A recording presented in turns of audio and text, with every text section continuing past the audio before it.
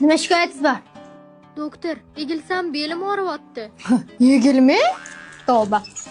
Следующий. Doktor, menga qanaqadir xabarlaringiz yo'qmi?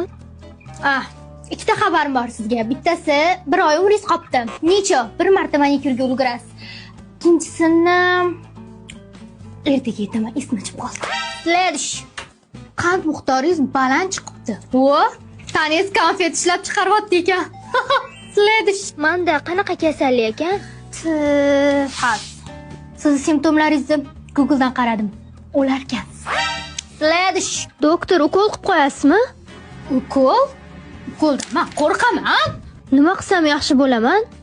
Men qattan bilaman, sizga folmanmi? Следующий. Oshqozonim buzilganligi uchun yuzimga toshmalar toshyapti.